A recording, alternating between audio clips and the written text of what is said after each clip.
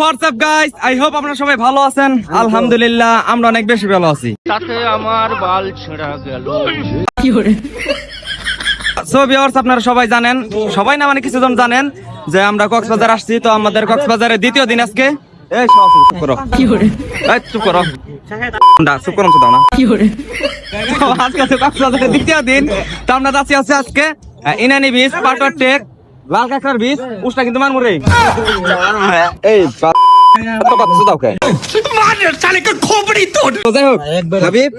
কেমন লাগছে? আসসালামু আলাইকুম গাইস।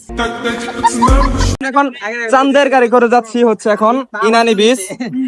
হাবিব কিন্তু মা হতে চলেছে। তোর বুকে আমি রাখিব মাথা, জড়িয়ে দেব মনের কথা। আরে ভাই প্রচুর ভিড় রে ভাই।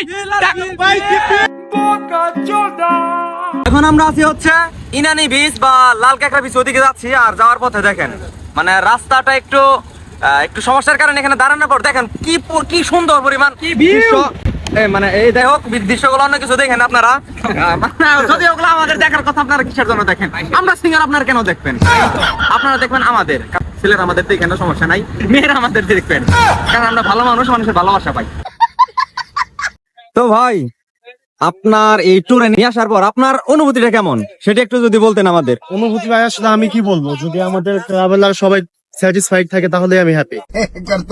তো আচ্ছা, এই ট্যুরে যেভাবে তোমরা আসছো, এটা কি তোমার মনক্ষণ? আমার তো আমি তো কিছুই বলতে পারতাছি না, মানে এতটা ভালো লাগতেছে টিম সাইক্লোনের সাথে আইসা। সাথে মাস্টার টিম কি বলবে? মাস্টার টিম তো বলার, মাস্টার টিম বইলা কেউ মাস্টার টিম ভালো লাগছেই।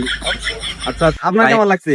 বলার বাইরে ভাই, ফার্স্ট টাইম তো ভাই, আর একটু ফিল পাওয়া গেছে। তার মধ্যে মনে করেন যে যেটা এনে আসছে ভাই, বলার মতো ভাষাই নাই ভাই। আচ্ছা, তাহলে আপনার আফুর কাছে জিজ্ঞেস করি। তো আফানের কি বানাকতাছে? খুবই বাজে, কারণ আপনি মানুষটাই বাজে। আচ্ছা ভাই, সোহেল ভাই, আপনার এই ট্যুরে এসে কেমন লাগতেছে? হাবিবি কাম টু কক্সবাজার, মিয়া মিয়া। যাই হোক, এখানে হচ্ছে আমাদের এক বন্ধু, যে চুলবাকনা বন্ধু, প্রত্যেকবার লেট করে প্রত্যেকটা জিনিসে হারাই যায় এই তো আমরা এখন আছি হচ্ছে কক্সবাজার ইনানি বিচে। তোর খবর কইছি উষ্টামেরা না দাদার নই খয়ালাম মেয়েদিন পরিমণি। দেও নেও তোমরা না জনি সিং কও ইয়া খুলবা কোড়া বাদ দাও কে কালারা কি আমি খালি না কইছ ডানি समझ रहे हो। আচ্ছা ভাই, এরা কারা? নিজের ভাই বাদা। আমরা কিন্তু আছি, হারাই নাই। ইয়াল্লাহ হাবিবি কাম টু কক্সবাজার। ওই বাহার কি লাগছে? কিরে মজা লাগতেছে নাকি? মজা তো লাগবেই, কারণ পরিমণির জামাই আমি। This is master team. যাই হোক, এখন আমরা চাঁদের গাড়ি করে যাচ্ছি মিনি বান্দরবন। সামনের ভিউটা দেখতে পাচ্ছেন, কত সুন্দর পাহাড়। তো পাহাড় বেয়ে বেয়ে উঠতেছে আমাদের চাঁদের গাড়ি। আমরা এখন যাচ্ছি মিনি বান্দরবন, নেটওয়ার্কের বাইরে। আমাদের এখন পায়ে হেঁটে হেঁটে পাহাড়ের উপর উঠতে হবে। তো দেখতে পাচ্ছেন আমরা সবাই কিভাবে দৌড়ে দৌড়ে যাচ্ছি পাহাড়ের উপর ওঠার জন্য। কিচ্ছু করার নাই, আমাদের সবাই কিভাবে দৌড়ে দৌড়ে পাহাড়ের উপর উঠতে হবে। টার্গেট একটাই, নেটওয়ার্কের বাইরে যেতে হবে। তো ভিউয়ার্স, আমরা এখন আছি হচ্ছে মিনি বান্দরবন, যেটা হচ্ছে কক্সবাজার অবস্থিত। আর এখানে উঠতে উঠতে জীবন শেষ ভাই, মনে হয় না জীবনের কিছু আছে। তারপর সমস্যা নাই, পরিমণির প্রেমে যদি হাবুডুবু খেয়েছি, এবার উঠতে কিছুই না।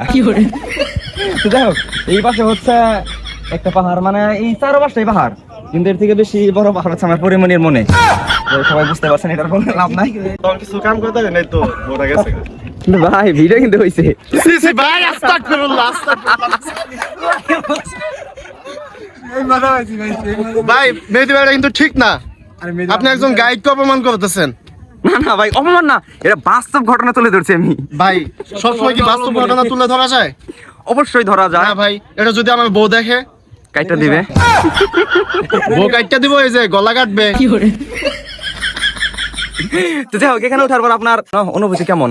অনুভূতি হচ্ছে ভাই, আসলে টিম সাইক্লোন থেকে এটা একটা কক্সবাজার ট্যুর ছিল, প্যাকেজ, যেখানে ছিল ৬,০০০ টাকা, মোটামুটি সবকিছু একদম বেটার ছিল।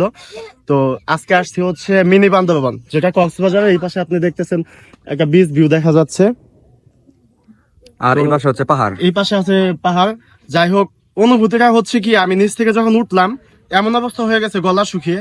এখানে দেখতেছেন একটা আপু আমরা সেল করতেছে, তো ডিরেক্ট যদি পানি গিয়ে খাই তাহলে তো পানি দিবে না। এক বোতল পানি হচ্ছে 40 টাকা, বুঝছেন? 10 টাকা দিয়ে আমরা খেয়ে 40 টাকা পানি খেয়ে ফেলছি। কি আস্তা শয়তান, বুঝেন কি আস্তা শয়তান। না ভাই, এর মাঝে মাঝে একটু বুদ্ধি করে চলতে হয়। তো যাই হোক, এখন আমরা ঘুরে ঘুরে দেখতেছি, আর এই পাশ থেকে হচ্ছে আমাদের আর কিছু টিম মেম্বার আছে যারা হচ্ছে ওখানে পিক তোলা নিয়ে ব্যস্ত। ওয়েট ওয়েট আপু, আপনি এখানে উঠছেন, আপনার অভিজ্ঞতা একটু বলেন। এটা কোন ধরনের ব্যবহার? তো ইতিমধ্যে আমার পিছে যে পানি পড়তে পাহাড় বেয়ে দেখতে পাচ্ছেন, এটা হচ্ছে একটি প্রাকৃতিক ঝর্ণা।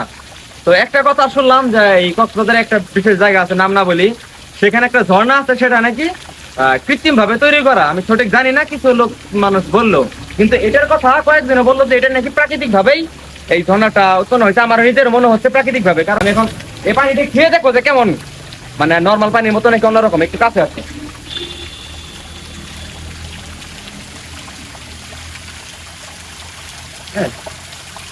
প্রচুর ঠান্ডা পানি, কিন্তু ধুয়ে যায়।